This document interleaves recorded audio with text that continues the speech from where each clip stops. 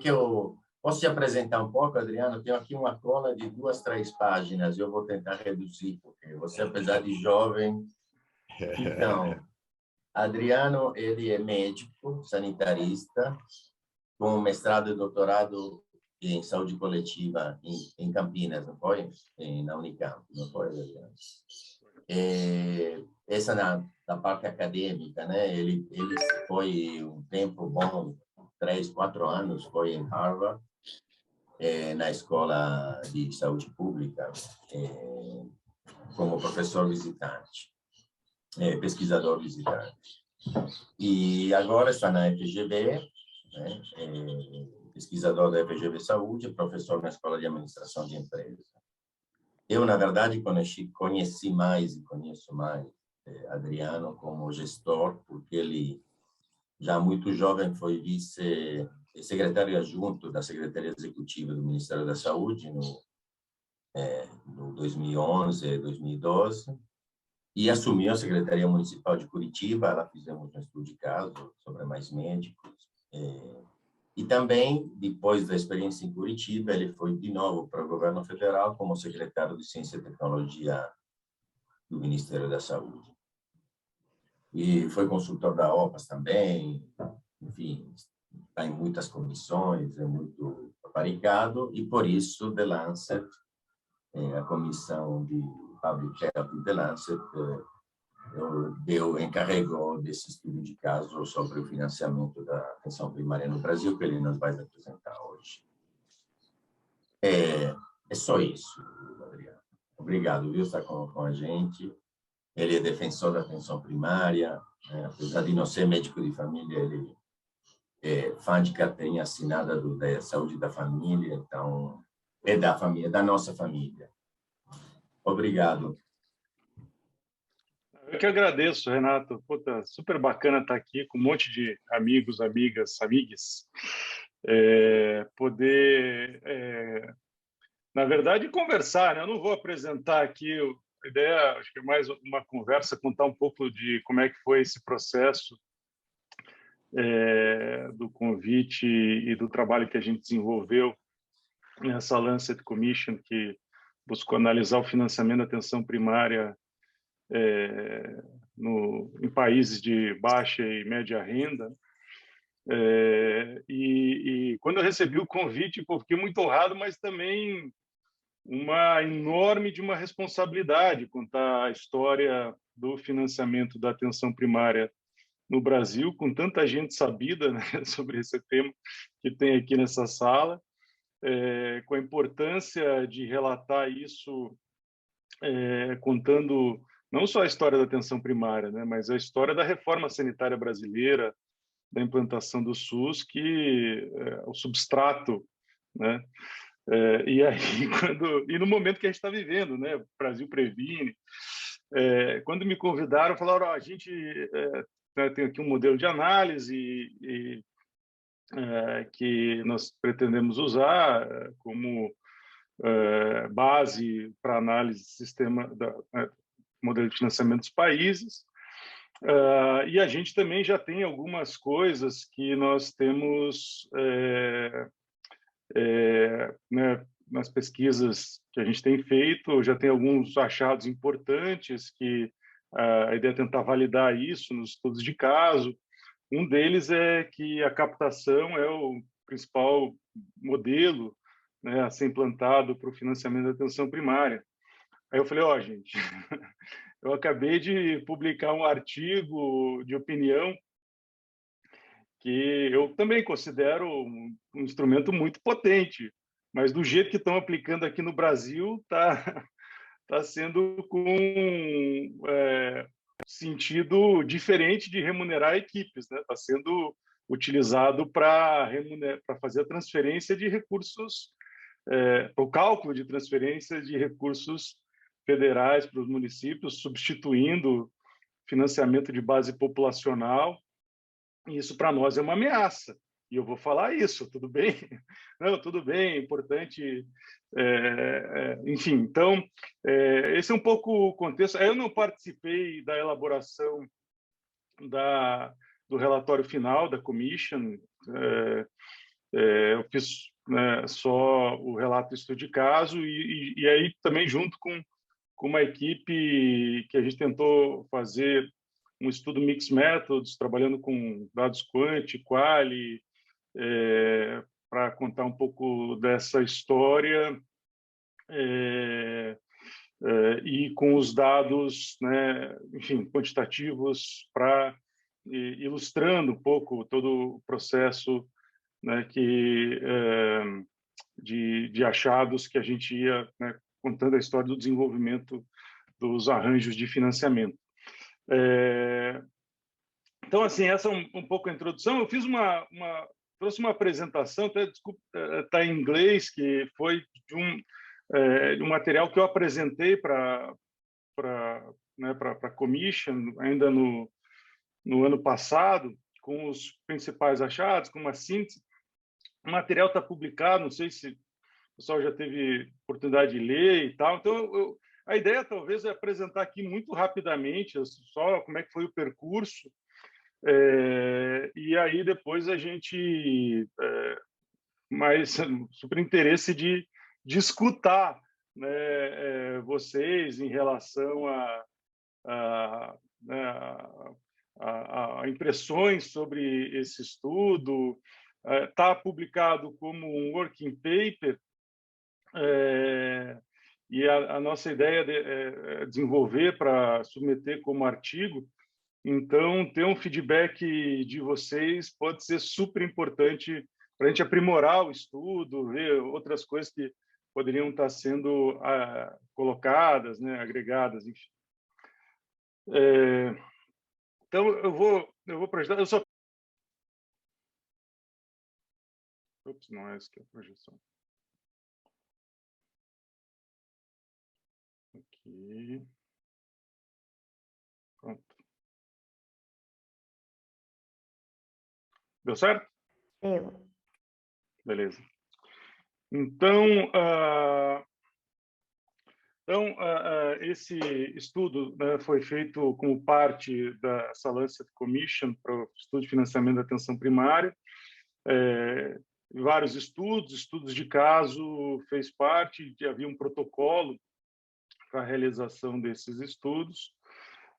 A ideia era tentar mostrar, né, um pouco do contexto em que como se desenvolveu os mecanismos de financiamento e de organização do financiamento da atenção primária em países de baixa e média renda, né? Então, analisar como os mecanismos de financiamento criados através do SUS sustentaram a expansão da atenção primária e modelaram o modelo da estratégia de saúde da família no Brasil. Aqui um ponto muito importante, gente, que eu acho que é muito interessante. No momento do convite, o pessoal falou: a gente conhece muito o modelo de saúde da família e acha um modelo fantástico, pela inovação, por conta, né, desse arranjo multiprofissional, trabalho em equipe, responsável por um território. Isso a gente já conhece. A gente também conhece que isso dá resultado, né? Os vários estudos demonstrando impacto na redução de mortalidade infantil, melhoras em outros indicadores de saúde, enfim, associação com o Bolsa Família. Agora, o que a gente não sabe, né, é como é que isso foi construído. Então, a encomenda era um pouco essa, assim, contar como é que esses arranjos de financiamento foram desenvolvidos e sustentaram essa expansão do modelo e ajudaram a organizar o modelo. Então, para nós aqui, né, dessa sala, talvez tudo que eu vou falar não é novidade nenhuma, né?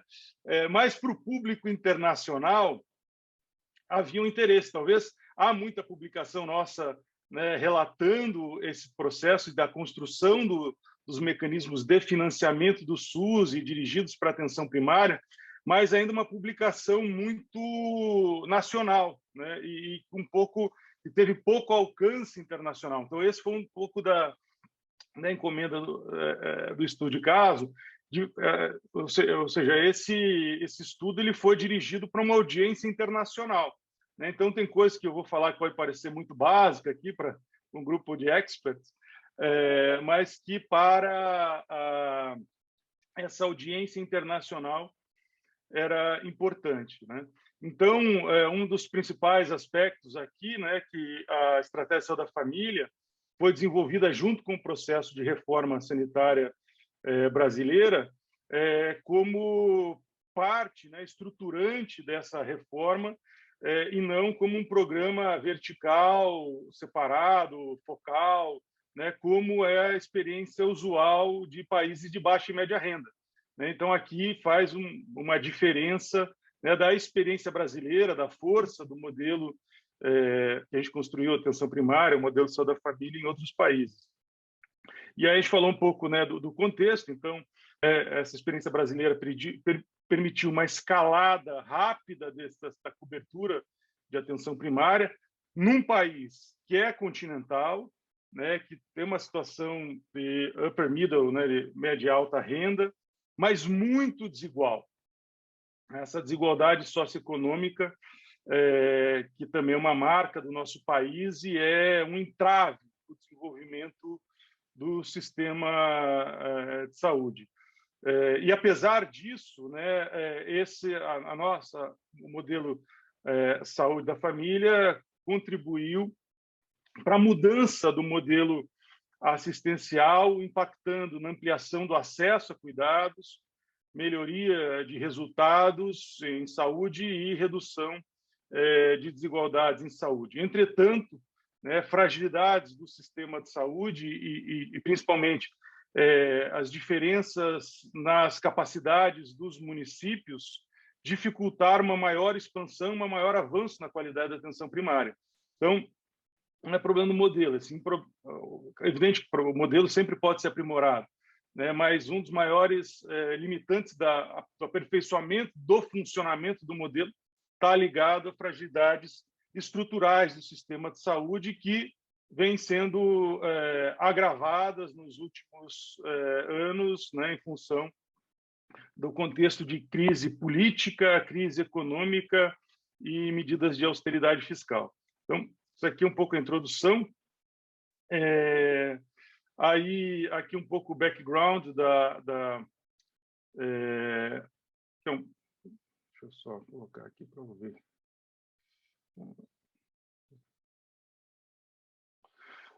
Então, né, a gente tentou demonstrar aqui mecanismos inovadores de financiamento, de arranjos de financiamento para atenção primária, construídos durante o processo de implantação do SUS, por meio da descentralização de recursos federais para governos municipais, estiveram associados com os municípios, né, assumirem essas responsabilidades pela prestação de serviços de saúde no contexto, né, da reforma sanitária. Então, o processo da construção do modelo de financiamento que permitiu a expansão da atenção primária está ligado à mudança na governança do sistema com essa descentralização, né, e que o PAB permitiu a criação, né, de um mecanismo de repasse de recursos mensal, regular, automático de recursos federais para atenção primária dirigido para municípios, permitindo a expansão de serviços, beneficiando municípios mais pobres que antes não tinham acesso a esses fundos federais pelo mecanismo de financiamento anterior ao PAB, que era o pagamento pela prestação de serviços, né? E que o componente variável do PAB foi importante para induzir os municípios a adotarem o modelo só da família.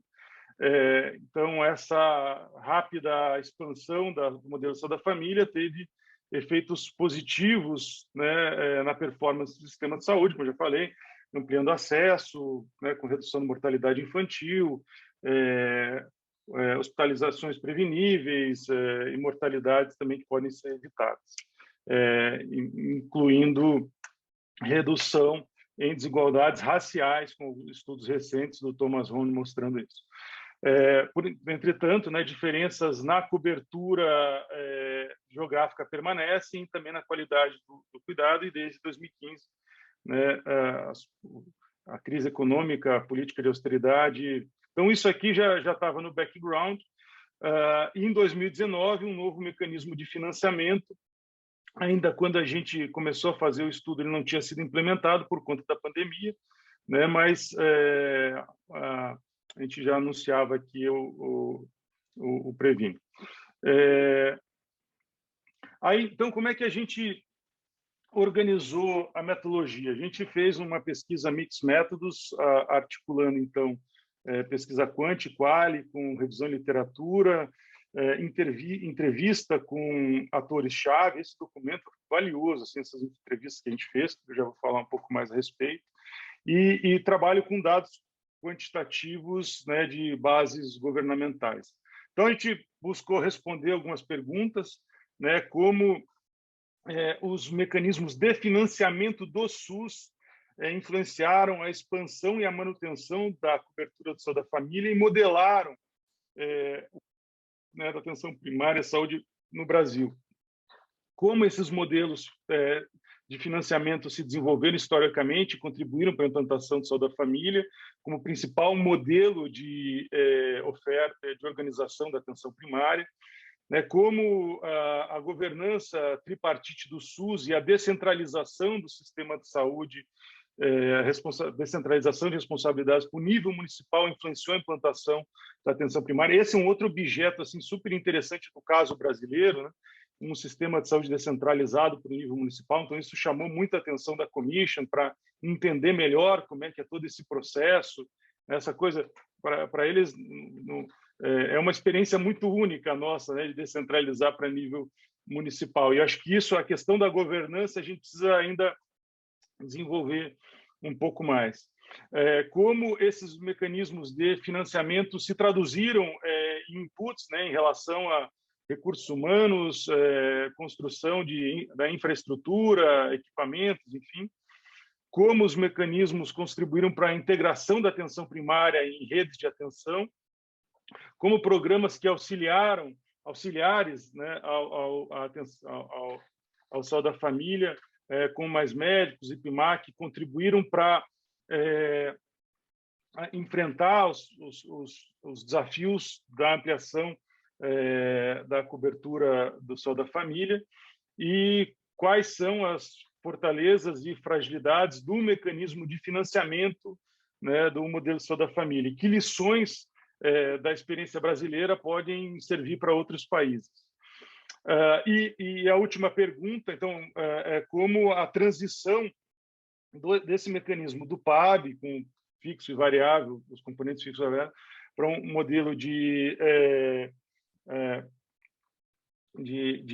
captação, né, pode afetar a atenção primária no país. Então, essas perguntas, elas serviram de roteiro, né, para as entrevistas que a gente fez com 13 informantes-chave, e a gente fez, né, essa seleção com uma amostra intencional de pessoas que viveram momentos de destaque na formulação e implantação das políticas para o financiamento do SUS e para a organização do modelo de atenção primária. Então, a gente buscou ter, como um sistema descentralizado, né, a gente buscou ter uma representatividade das 3 esferas de governo, então, Ministério da Saúde, secretarias estaduais, secretarias municipais. A gente buscou ter representações dos secretários, né, presidentes do CONAS, conseguimos ter 2 presidentes do CONAS e 2 presidentes do CONASEMS. Muitos vivenciaram as 3 esferas de governo, ou seja, participaram no nível municipal, estadual e federal, né? Então, isso foi bastante interessante, na mostra, um material riquíssimo, esse coletado nas entrevistas. Então, no total, a gente teve, né, 4 com experiência numa esfera de governo, 8 com experiência em 2 esferas de governo, e 1 com experiência nas 3 esferas de governo. E a gente buscou, né, nas entrevistas, então, responder aquelas questões gerais e aprofundar em motivações do que levou à formulação da política, a contribuição do modelo de financiamento, como o mecanismo da gestão tripartite influenciou no processo de formulação e decisão, as capacidades municipais na implantação da atenção primária, integração em redes, estratégias para enfrentar desigualdades e também lições para outros países. Então, essas foram perguntas gerais que a gente fez para todos os entrevistados e perguntas específicas para quem foi da experiência federal, estadual, municipal, de fatores contextuais que influenciaram na formulação da política. O dado quant, aí a gente trabalhou com uma série longitudinal essa é uma coisa também que o Brasil tem, que é muito rica, essa riqueza de dados, de base municipal, série histórica mensal, enfim. Então, permite a gente fazer estudos econômicos aqui. Então, essa parte quantitativa foi feita pelo Rudi Rocha, que é um professor da FGV.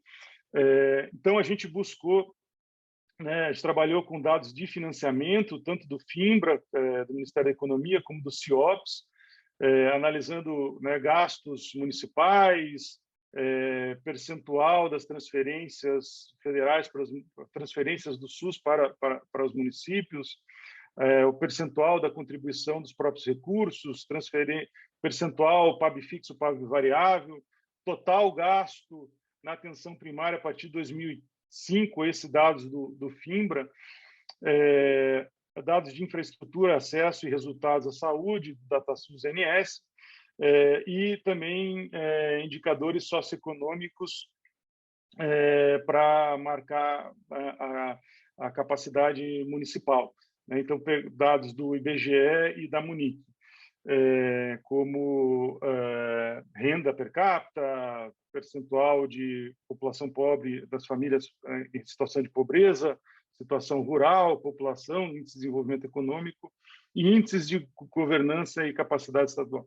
Então, a ideia era tentar caracterizar o padrão de gasto na atenção primária entre municípios ao longo do tempo, e fazendo correlações com relação ao financiamento, cobertura e resultados, e análise das diferenças na cobertura entre municípios. E também correlação entre padrões de financiamento, expansão da atenção primária e acesso a serviços, também buscando correlacionar financiamento, cobertura, resultados, enfim. Aí aqui um pouco dos resultados, eu vou passar bastante rápido, só como é que a gente tentou sistematizar esses resultados que estão apresentados no relatório do Working Paper, que a base da construção do modelo de financiamento tem origem no movimento da reforma sanitária brasileira, na aprovação da Constituição de 88, que define as regras da organização do SUS, em um novo modelo de organização interfederativa, que define, então, funções. A gente escreve um pouco do contexto de implantação, o impacto na organização da atenção primária, do modelo de saúde da família. Então, como é que se associa financiamento com instrumentos organizacionais que têm impacto na expansão do modelo, e políticas específicas para a atenção primária que impactam na organização do modelo de saúde da família. Então, a gente começa nos antecedentes, e aí aqui é fundamental compreender essa história anterior até o SUS, de configuração de experiências locais, com influências internacionais, com processo de politização, a busca pela redemocratização do país e a democratização do acesso à saúde, isso gerando uma série de inovações em nível local. É um caldo cultural muito interessante que acontece no Brasil nos anos 80, que mistura teoria, pedagogia da libertação do Paulo Freire nas comunidades, isso entra no processo de discussão da reforma sanitária, mexe com o modelo da reforma, né, tanto da atenção primária, saúde mental, e essas coisas vão acontecendo de maneira articulada e criando um caldo cultural muito singular no Brasil, que permite, né, a construção de diferentes grupos que começam a discutir modelos de atenção no país, e depois esse processo sendo implementado, né, no processo de implantação do SUS, né? Enfim, então, esse desenho, né, do modelo multiprofissional, baseado na comunidade, com uma população, né, adscrita numa área geográfica. Então, olhar para isso, explorar esses antecedentes, é algo muito interessante. E depois, como é que foi o processo, então, de expansão nacional desse modelo através da criação, né, dos mecanismos de financiamento do sistema de saúde para os municípios. Então, o processo, como isso se deu, com as NOBs, né, a 96, estabelecendo, né, criando o PAB, e o PAB implementado a partir de 98. Foi muito interessante ver nas entrevistas, né, todo o desafio, toda a dificuldade, a construção de um valor para o PAB fixo, né, de negociação entre governo federal, estados e municípios, enfim. E aí como esses mecanismos federais eles foram fundamentais para a expansão do modelo Saúde da Família, né? E aí a gente conta também um pouco, né, que primeiro foi dirigido a regiões mais pobres do país, PACS, depois Saúde da Família, e aí o PAB cria, né, um processo de financiamento nacional, então chega recurso em todos os municípios, beneficia aqueles municípios mais pobres, e há um processo de construção ao longo do tempo de ir agregando, né, inovações que muitas vezes são desenvolvidas em âmbito local, em municípios, e que viram políticas nacionais, né, com o modelo a saúde bucal, depois os NASFs, a criação do PIMAC, né, com estratégia de avaliação de qualidade, enfim. E, por fim, como os mecanismos de financiamento do SUS também influenciam, né, limitam e influenciam a expansão do modelo, né? Então, os anos 90, né, crise do financiamento, a gente relata um pouco isso, né, a falta da regulamentação da Constituição até o ano 2000, né, período de 10 anos aí sem ter uma definição do modelo de financiamento. Aí, a partir dos anos 2000, a emenda constitucional 29, ela é decisiva para aumentar a participação dos governos municipais no financiamento do SUS e da atenção primária. Então, isso aloca mais recursos ao sistema, ao mesmo tempo que aumenta as desigualdades em função das capacidades fiscais diferenciadas dos municípios. E aí, assim, nas entrevistas, então, é interessante captar ali, né, como é que foi criado o PAB, né? Então, um dos interesses era engajar os municípios na oferta de serviços de saúde, assumir a municipalização de fato, né? Mesmo que se sabia que, na época, muitos municípios não teriam condições de ofertar serviços, mas era uma aposta, né? A aposta de alocar recursos nos municípios para que os gestores municipais, os gestores públicos municipais pudessem assumir de fato essa responsabilidade, né? Então, esse mecanismo a gente buscou enfocar muito isso pelo contexto, né, que a gente vive com a quebra, né, desse processo de construção, essa ruptura que o Brasil Previne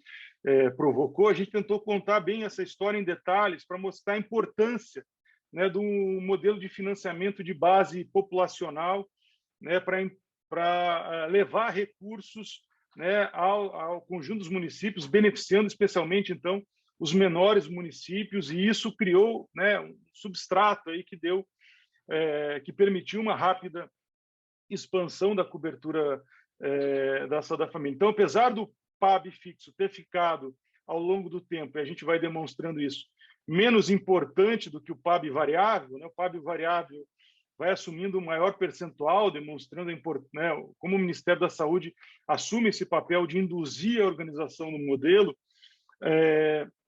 O PAB fixo teve um componente importante de atribuir responsabilidade aos governos municipais pela prestação de serviço de atenção primária, dá uma certa segurança de que aquele recurso iria chegar, e isso, né, conferindo resiliência ao sistema, mesmo diante de variações no contexto político local, enfim. Então, a gente tentou contar em detalhe como é que foi esse processo, né, de desenho da política e de implantação da política da atenção primária, olhando, né, para isso. Então, os antecedentes, recursos, incentivos federais e a governança ao SUS. A gente fez uma tabela tentando articular aqui, né, então, o desenvolvimento do sistema de saúde, como era antes, mudança no modelo, mudança nos recursos, né, do financiamento, na governança, o processo de transferência de recursos, como se deu o modelo, e as políticas para a atenção primária, como é que isso foi implementado ao longo do tempo. Então, aqui foi um esforço, talvez tenha que fazer alguns ajustes ainda, mas foi um esforço de tentar articular tudo isso. Assim. Então, o contexto do desenvolvimento do SUS, a alocação de recursos para o sistema de saúde, a mudança da governança do sistema, a criação de mecanismos de transferência de recursos intergovernamentais e as políticas de atenção primária e efeitos que essas ações que foram implementadas ao longo do tempo tiveram na conformação do sistema de saúde. Né? Então, a gente conseguiu criar, de fato, um sistema universal, e isso a gente tentou também enfatizar, não era só universal, era universal e integral, isso que dá a amplitude, né, do SUS e da atenção primária, e, enfim, que é muito singular do Brasil, como país né, de média renda, média alta renda, mas essa coisa da integralidade é muito importante, porque confere, né, essa amplitude da atuação, ou seja, a gente só não quer ampliar a escala, a gente também busca sempre ampliar escopo. Né? Então, é a partir da integralidade que insere saúde bucal, que cria NASF, que busca articular em redes, né, com a mudança do modelo de saúde mental, junto com o processo da reforma sanitária, enfim. Então, essa coisa da integralidade é super importante. E como a questão do financiamento, subfinanciamento federal, né, e a maior participação dos governos municipais, vai ampliando recursos públicos, mas de maneira desigual, né? E que no atual contexto, né, a gente está aí vivendo uma crise por conta das políticas de austeridade. A descentralização, né, na governança, várias tentativas de organização de regiões de saúde, enfim. Bom, eu não vou entrar muito em detalhe aqui, é só para dizer mais ou menos a ideia que como a gente organizou. E aí, isso a gente foi tentando demonstrar, né, essa história da construção, mostrando em dados. Né? Então, como é que se deu a expansão do gasto em saúde, do gasto municipal, e a partir das fontes. Né? Então, as fontes de receita aqui, esse primeiro gráfico superior à esquerda, a gente compara, né, os dados do FINBRA com os dados do CIOPS, mostrando que tem pequenas diferenças. Né? Depois, o gráfico superior da direita, mostrando a composição dos recursos. Aqui, sempre quando é a partir dos anos 2000, é CIOPS, e a partir de 2005 é do FINBRA. Enfim, então a gente vai demonstrando a composição dos recursos, né? Não vou entrar muito em detalhe aqui, porque senão talvez eu gaste muito tempo, mas eu acho que algo assim super interessante da gente depois, numa próxima oportunidade, poder aprofundar um pouco nessa análise da evolução do financiamento. Então, a gente vai mostrando, né, como a expansão, né, do SUS, a criação do SUS, a expansão também aconteceu de maneira enfrentando grandes desigualdades e contradições. Eu vou passar um pouco rápido aqui, porque já estou vendo aqui que já são quase 10 horas, me alongando demais aqui na apresentação.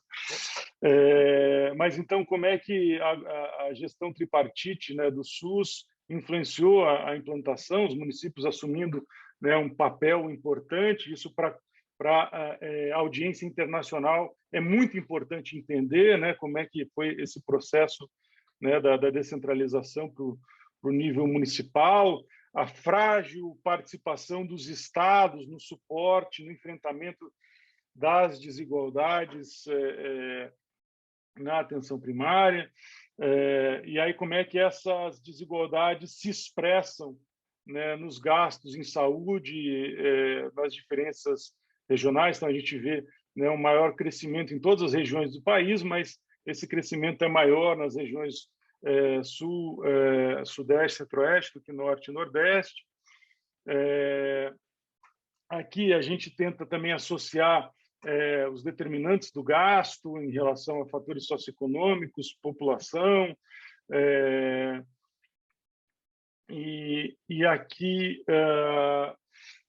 como, né, a gente também busca analisar como os mecanismos de financiamento contribuíram para a integração da atenção primária nas redes de atenção. Então, as diferentes iniciativas buscando, né, articular a atenção primária em redes, que começa já na NOAS, depois o Pacto pela Saúde, o Decreto 7508, né, enfim. Mas esses instrumentos, eles não tiveram suporte de um novo aporte financeiro substancial, ou criaram mecanismos, né, de organização regional, da administração de recursos regional, estão limitando a capacidade de integração na atenção primária em redes de atenção. Essa é uma das fragilidades importantes do modelo que a gente destaca.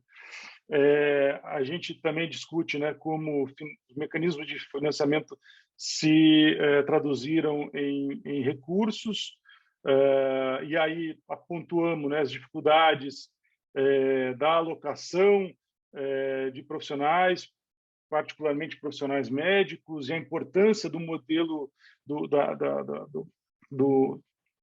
Mais Médicos, né? A inovação do Mais Médicos, que está ao invés do governo federal repassar recursos para os municípios contratarem o profissional, aloca o profissional, e essa é uma estratégia, né, que foi muito bem sucedida do ponto de vista de conseguir promover uma expansão da atenção primária, do modelo de saúde da família, depois, né, de um período de estagnação do crescimento, enfim, e que, em função, né, também das dificuldades da administração pública direta, e dos obstáculos burocráticos para execução de recursos na saúde, iniciativas como a contratação de organizações sociais foram implementadas. Isso permitiu a expansão do modelo em algumas cidades, né, como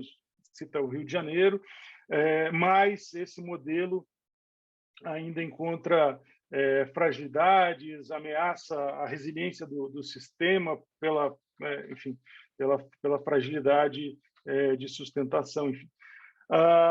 E aqui é muita coisa.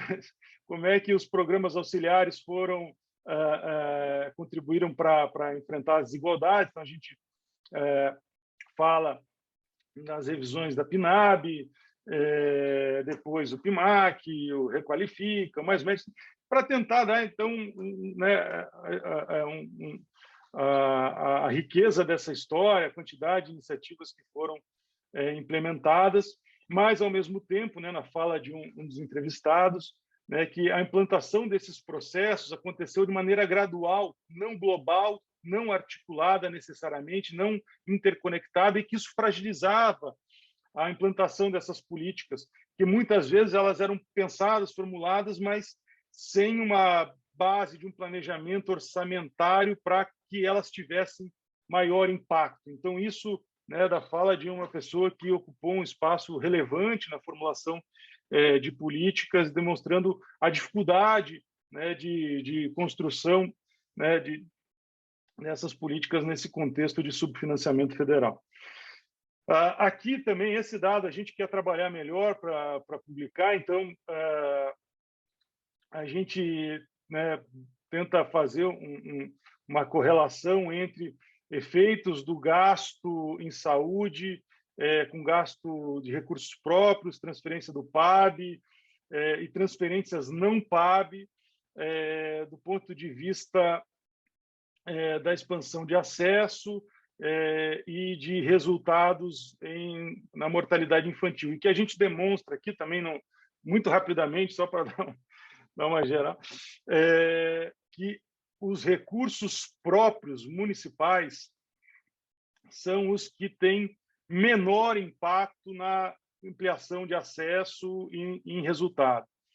Os recursos federais, as transferências do PAB, apesar de elas crescerem menos ao longo do tempo, né, o que mais cresceu foram os recursos próprios, mas as transferências de recursos do PAB, nos dados que a gente viu, são os que têm mais força para induzir mudança de modelo e resultado em relação à mortalidade infantil. Então, demonstrando a importância, né, desse modelo. Por isso não dá para brincar, mexer num recurso como esse, como o Brasil Previne está fazendo, né, enfim, criar uma insegurança na transferência de recursos para a atenção primária é muito perigosa.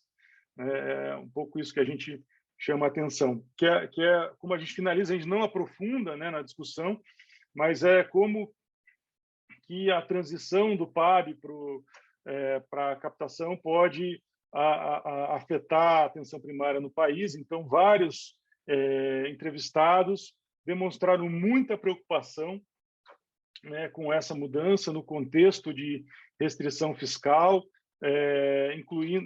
criando, então, um risco de gerar uma flutuação no financiamento da atenção primária. Ele pode não ter crescido a contento, mas ele foi um crescimento estável que permitiu a manutenção da atenção primária, da Estratégia de Saúde da Família, ao longo desses últimos 20 anos. Né?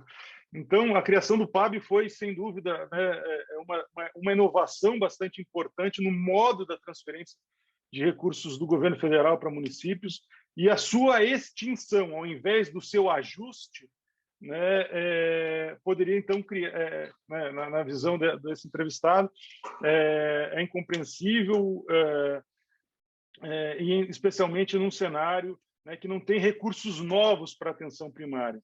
E, em função da restrição orçamentária, o Brasil Previne é uma tentativa de mudança do modelo de financiamento sem um aporte de novos recursos, né? Isso pode gerar, então, flutuação no financiamento. Essa é uma das principais preocupações. Então, para finalizar, né, a gente tenta ressaltar os impactos positivos do financiamento de base populacional para esse modelo de atenção primária que a gente criou no Brasil, o Saúde da Família, né, permitindo, então, que a atenção primária, de fato, seja ampla, faça ações clínicas e de saúde coletiva, a combinação do mecanismo, né, de componentes fixo e variável permitiu, então, essa expansão do modelo de saúde da família,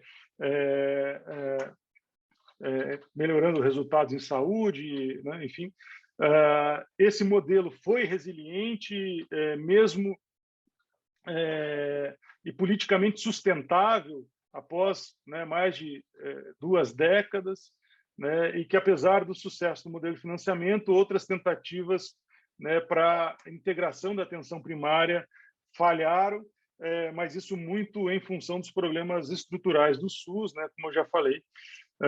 Enfim, e essa, né, a mudança do modelo, ao invés do ajuste do modelo, sem um aporte de novos recursos, né, pode agravar as iniquidades em saúde.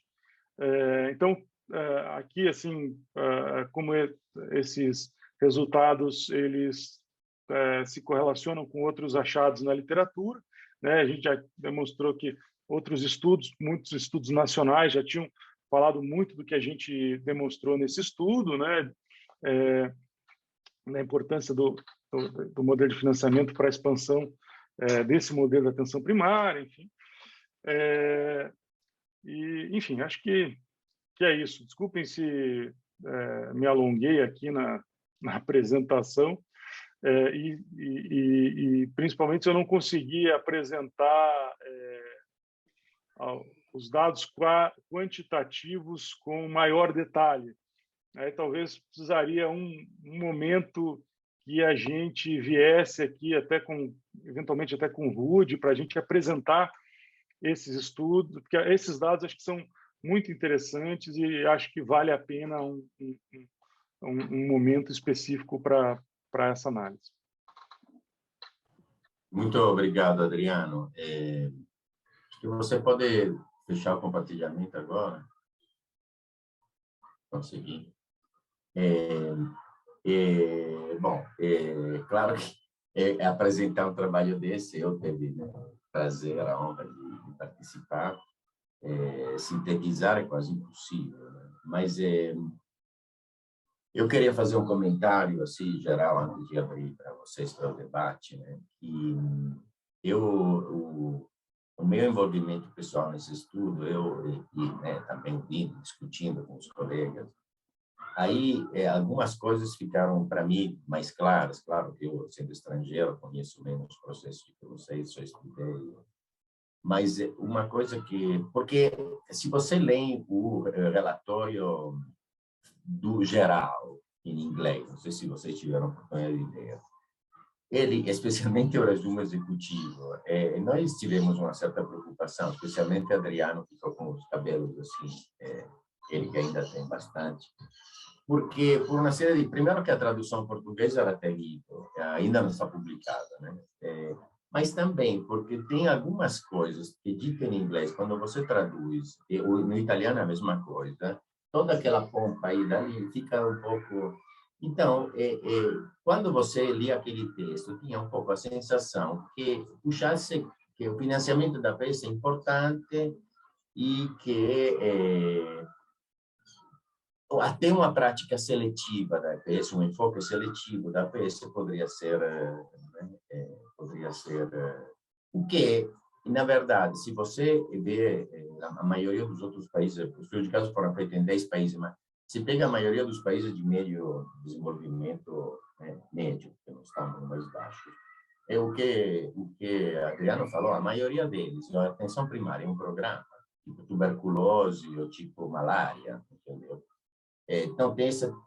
E às vezes, esse próprio programa são mal financiados, então, estão distantes anos-luz do SUS. O SUS tem... o Brasil tem essa peculiaridade, né? Além da diversidade, da extensão né, continental. Mas ele se situa numa situação que não é bem aquela dos países europeus, que não é a mesma situação, não foi o mesmo processo da Itália ou do Reino Unido. Mas também não sei lá, o Guatemala, para dizer, ou algum desses países que foram estudados. E a característica principal é exatamente isso, que, ou seja, quando você fala da atenção primária, você não consegue falar da atenção primária sem falar do SUS. A história da atenção primária é estritamente vinculada à história do SUS, porque ela é a base importante do sistema de saúde. E não, os outros sistemas mais precários desses outros países não tiveram esse enfoque. Portanto, discutir no Brasil junto com esse grupo não é tão fácil. Eu acho que Adriano foi muito brilhante a negociar com eles tudo isso, porque no começo não foi nada fácil. Eu me lembro que ele estava meio frustrado da reunião. Mas no final o resultado foi ótimo e eles mesmos se convenceram dessa peculiaridade. Então, esse é o primeiro ponto de uma... Que não é que o SUS também não quer dizer que o SUS é um bicho esquisito. Eu sempre digo, é o Brasil que é grande, que é complicado. Portanto, o SUS não pode ser uma coisa simples, né?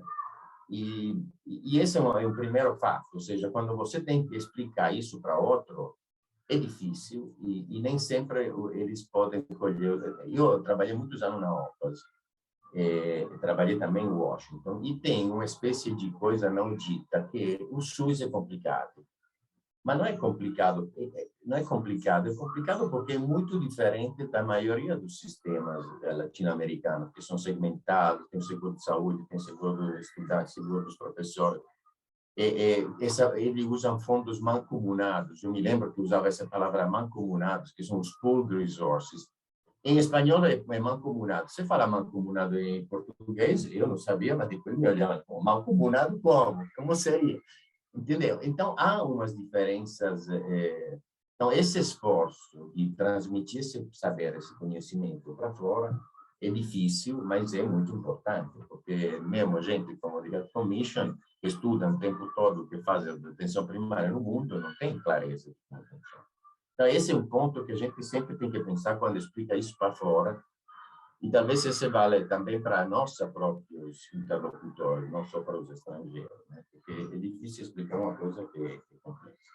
O segundo ponto é que outra coisa que eu entendi que não era claro para mim é a extrema relevância do PAB no processo. Ou seja, não é que eu não sabia, mas essa análise mostra como teve um efeito extraordinário, não só em empurrar, mas no manter, na sustentação, que é a coisa principal, porque podia-se fazer um programa de expansão com, né, tantos bilhões por 3 anos e depois acaba o programa e aí vamos ver. Aí não, essa é uma coisa, né, essa coisa de permanente e automático e periódico.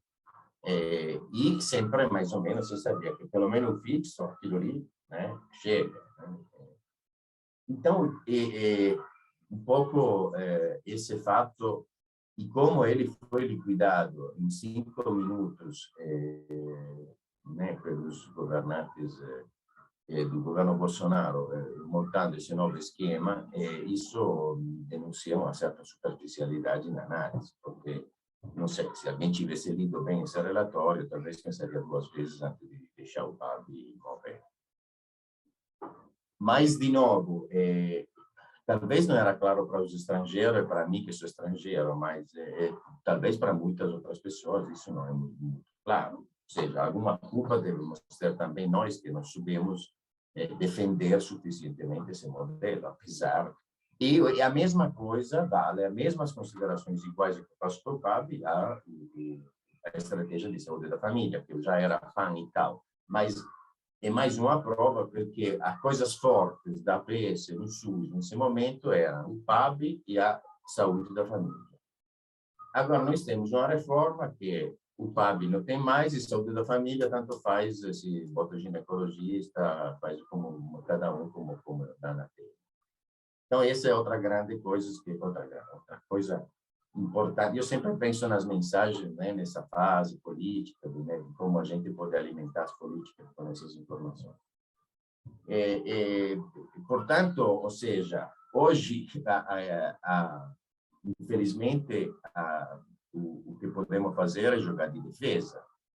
E hoje a defesa, o ataque vem do Previne. E ali tem muitos argumentos fortes, além de todos aqueles que não estão aí, porque ali falamos de financiamento, mas desde a perspectiva de princípio, atributo da atenção primária, também o Previne é um estuprador, porque o território é completamente esquecido. Os indicadores são todos indicadores de produção de serviço. Eu tenho que cadastrar as pessoas, mas ninguém me obriga a cadastrar o território, mapear o risco. Né? Essas são coisas.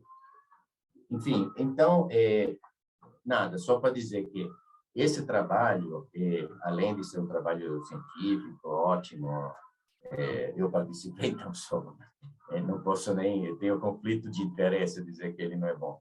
Mas eu acho que a coisa principal, mais além das suas qualidades técnicas ou acadêmicas, é que ele dá munições, dá lenha para a gente fazer, contrastar sempre mais esses abusos que estão sendo feitos de forma unilateral e são insuportáveis. E também, como eu espero que vocês também estão vendo a luz no final do túnel, se abre em perspectiva talvez para usar isso não só para se defender, mas para atacar, para fazer novas propostas de ampliação. E ali entra, fundamentalmente, de novo, o tema de atenção primária universal, que não é seletiva. E universal é coordenador ou ordenador da rede. Então, tem essas duas qualidades.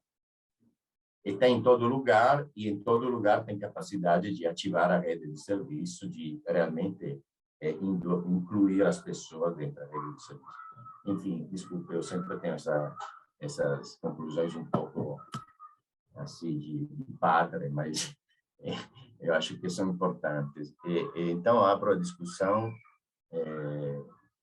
Alguém quiser falar, começar, pode levantar a mãozinha ali no coisa ou no software ou falar.